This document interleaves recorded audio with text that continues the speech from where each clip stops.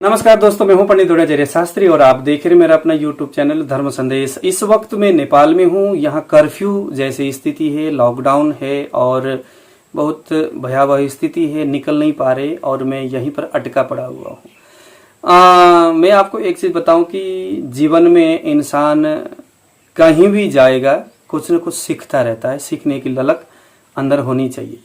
यहाँ आकर के मैंने दो ऐसी चीज़ें सीखा, मुझे अभी भी यकीन नहीं हो रहा है, इसीलिए आपके साथ मैं बस यूं ही बात करने के लिए आया हूँ।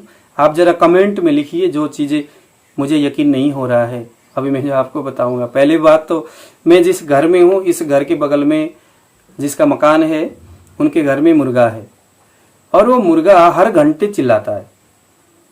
ये चिल्लाना इसका सुबह 4 बजे शुरू होता है, जैसे 5 बजेगा फिर चिल्लाएगा 6 बजे। जैसे मुर्गे बोलते हैं ना, जैसे सुबह सुबह पहले पहले गांव में लोग मुर्गे ही जो है कि घड़ी सुबह लोगों को उठाया करते थे, कब जन्म हुआ बच्चे का, तो बोलते हैं भाई मुर्गा जब बोल रहा था उस वक्त बच्चे का जन्म हुआ, यानी कि 4 बजे जन्म हुआ।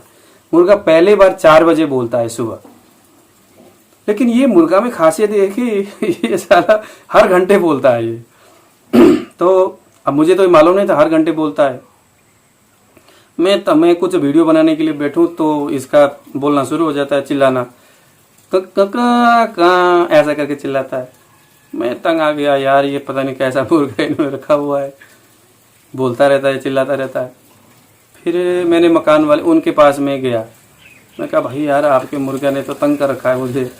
मैं कुछ भी वीडियो बनाता हूँ, ऑनलाइन क्लास वगैरह चलता है, कुछ भी मैं सोने के लिए बैठता हूँ तो दिन में थोड़ा आराम करने के लिए बैठूं तो मुर्गा चिल्लाना मतलब कि बोलना शुरू हो जाता है।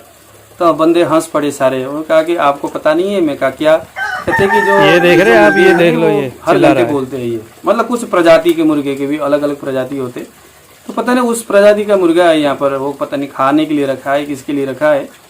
मैं आपको वीडियो भी दिखाऊंगा, अभी इस वीडियो में प्रयास करूंगा। तो ये मुर्गे वो हर घंटे बोलता है साला। सुबह 4 बजे शुरू हुआ, ये कम से कम शाम में सूर्यास्त जब होता है 5-6 बजे, तब तक ये बोलता रहता है हर घंटे। ये रहा मुर्गा। अच्छा, एक ये आश्चर्य, मुझे यकीन तो नहीं हो रहा है लेकिन सामने से चिल्ला रहा है। अब मैं तब देखता हूँ, जब ये चिल्लाता है तो घड़ी देखता हूँ तो जस्ट या 12 बजा है या 11 बजा है या 1 बजा है। भगवान जाने क्या लीला भगवान की। भाई एक तो ये चीज मुझे यकीन नहीं हो रहा कहूँ, या क्योंकि मैं तो सामने से देख रहा हूँ, यकीन ना करूँ तो भी कैसे ना करूँ। और एक दूसरी, यहाँ एक नेपाल में ना एक मुर्गा जैसा ही एक पक्षी है जिसका नाम है बट्टाई। बट्टाई के बारे में मैंने एक चीज सुना है जो मुझे यकीन नहीं आ रहा है, तो आपने कमेंट में लिखना है कि भाई ये हकीकत है या नहीं है। इन्होंने कहा कि जो बट्टाई है, चाहे मुर्गी हो चाहे कोई भी इस तरह के जो पक्षी है, इनको अंडा बनाने के लिए पुरुष से संसर्ग करने की जरूरत नहीं है।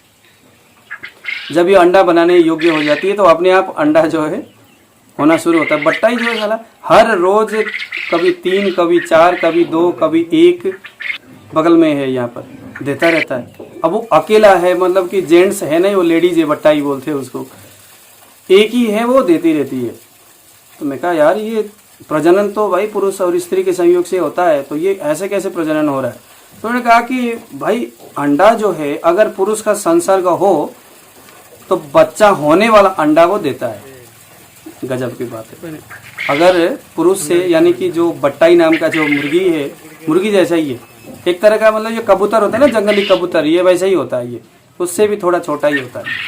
तो इन्होंने कहा कि भाई ऐसा है कि जब बच्चा देने वाला अंडा जब निकालना हो तो पुरुष बट्टाई जो भी है, उसका जो हस्बैंड का जो क्या नाम है मुझे नहीं मालूम, तो उसकी जरूरत होती है। यानी उसके संसर्ग से अगर हो, संबंध हो, तो वहां से निकलने वाला जो अंडा है वो बच्चे को पैदा करता है।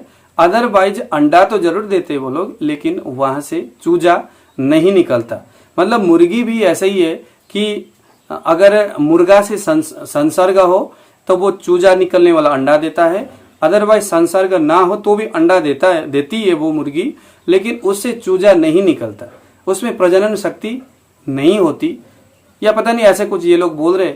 और मैं देख रहा हूँ वो जो बट्टाई नाम की जो मुर्गी जो है, कबूतर, जंगली कबूतर जैसा जो है, वो बस अंडा रोज ही देता है, लेकिन उसका पुरुष है नहीं, अंदर ऐसे पिंजरा में उसको बंधा हुआ है, मतलब कि कवर करके रखा हुआ है।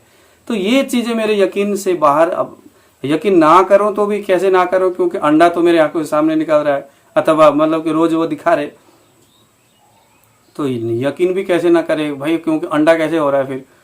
यकीन करूं तो कैसे करूं, क्योंकि मैं तो यही पढ़ा था कि संसर्ग से ही प्रजनन होता है।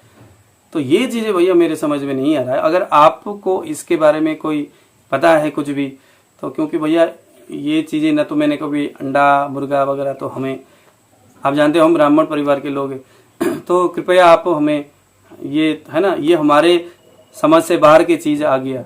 एक तो मुर्गे वाला कहानी मैंने आपको बताया, और एक ये वाला। तो कृपया ये दो चीज़ को आप जरा कमेंट में लिखिए कि इसके विषय में आप क्या जानते हो। क्या मैं गलत बोल रहा हूँ?